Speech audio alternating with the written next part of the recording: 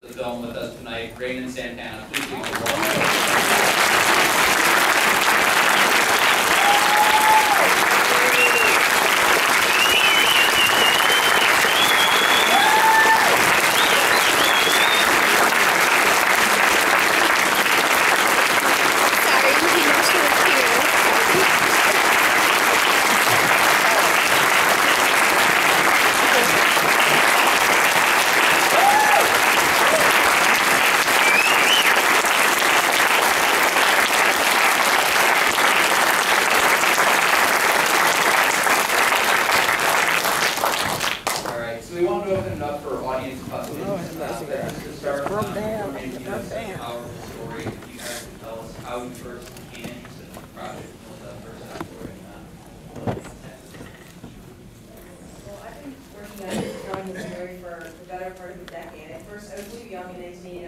followed it when I first went around the case in 2003 when I was a college student, and I ended up writing my senior essay about the case, and then I wrote a book about the case, and then we made this film, and so I sort of couldn't let it go, I guess. Like once I found out about it, I felt like it's a story that needed to be told properly for the first time. All right. Any questions from the audience? How emotionally involved did you get in making this movie? Well, we couldn't help, of course, but have our opinions about, about the five, especially after investigating all the facts and putting them all together. Because the story is a factual account of what happened. So, we were emotional about it, but we let our allegiance remain with the facts. Yeah, for me, I started out from a very academic perspective, working on it as a school paper before I really got to know these guys. I met Raymond and Kevin briefly very early on. But once we got to know them too, it became a different sort of story. I felt like the film is about giving them an opportunity to tell their own story and sort of let it be. I hope for the audience to have an emotional connection to them. It's an important part of the project too. Could you speak louder? Sorry, yes.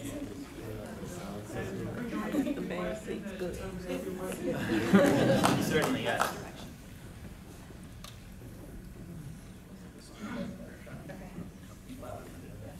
Another question?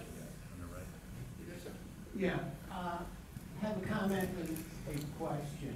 My comment is social psychological evidence shows that someone has been convicted and then, as in the case of the five, the case is found to have been faulty, dismissed and so forth, that still prejudice opportunities for employment. That employers will just look at the conviction and underrate the dismissal. Secondly, what has changed, if anything, to keep something like this from happening again? The first question was, or it wasn't so much a question as a statement, and it was about the. Is that better? Yeah. Okay. So basically, the statement was that that if you are wrongfully convicted when you emerge from prison, that the deck is stacked against you as you try to find work.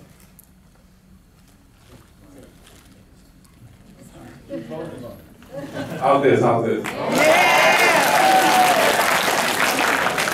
You're absolutely right. For me, the deck was stacked against me. I didn't, because I grew up in the system, I didn't know, there wasn't no transitional program for me, so I didn't have the period to do that.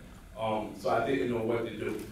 There was nowhere I could turn. So the only thing that I resulted to was criminal activity, because I grew up in the system. I was around criminals for the last 7 years. And so yeah, the deck definitely is stacked against you. And people just have to be aware of that. That's what it is, all about awareness. You see this film and it's a lot of lessons you can get out of it. And this is what we're counting on. Because now somebody might come across you who has a criminal record, or who deserves that second chance. And it's up to us to give it to them.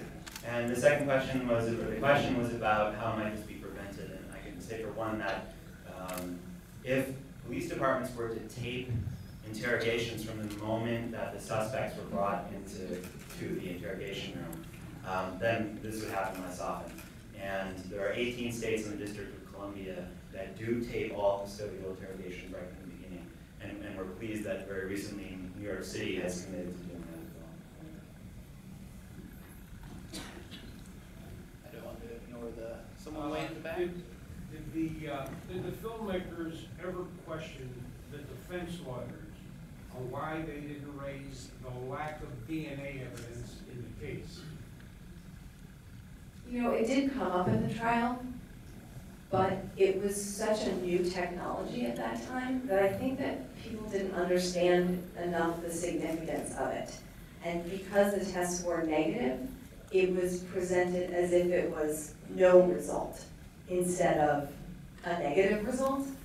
And I think the defense lawyers didn't, I mean, they tried to point that out, but they weren't very successful, I think in large part because they were not very skilled, but also because it wasn't the way that we now, DNA is like the ultimate piece of evidence in a courtroom. At that time, it was still sort of unknown and not very well understood, and so I think it was more easily dismissed. Since it's only, the film is only showing here today, what opportunities are available for people who won't see it today to be able to view it? The question is, what opportunities are there for people outside of here to see this and to get involved? We would be grateful if you went home this evening and told everybody that you know that on December 7th the film will open at the Music Box Theater. And so you will open it. There will be other days after that as well. What's happening with your settlement with the city of New York? Yeah. When are you going to get your money from that? The question is about the settlement that remains unresolved. Well, the city likes to stall tactics. As you know, recently in the news, the records have been subpoenaed because now the city wants to look at all the outtakes and see if there's anything that we said that was different that contradicts what we said in the 50 hearing, what we said numerous times before. And we told them the story doesn't change. This is facts. What they put up on the screen is factual. It's nothing made up. It's nothing with a question mark. You know, and so what the city likes to do is they like to use these tactics where they can extend, you know, how long it's going to take for us to get to trial. Because ultimately they say that we need to go to trial. And so they do stuff like they send us these waivers that we have to sign that goes back 25 years into your history. And they want to know what doctors have you seen in the last 25 years, or have you ever been on public assistance? And this is all stall tactics to drag on the process. So this is the reason why we haven't got to trial yet. So it's been 10 years now. Stay strong. Thank you. Have those detectives been reprimanded? Has anything happened to the people that interrogated you? I mean, what became of them? Or has any of them come forward and said, you know what, I lied? No, they said they lied. Well, it's been the total opposite. A lot of them have retired. You know, Mike Sheen he went on to retire, and he went on to become a newscaster on Fox 5. Go figure. Yeah, he went on to be in a couple of movies, and then yeah, you know, he had this incident where he hit a horse driving drunk, and so then, you know, we wound up getting the files on him, and we found out that he was under investigation by internal feds for years. Arroyo was another one. Arroyo, he also went on to retire, full benefits, pension, everything. And then they found out he had DWIs in his record, and he also stole money.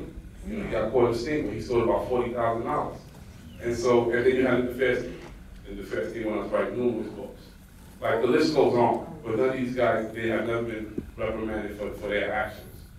And so this is the reason why the film is so important, because it brings to life, it makes you do your research, and you wind up seeing all this dirt that we didn't know existed.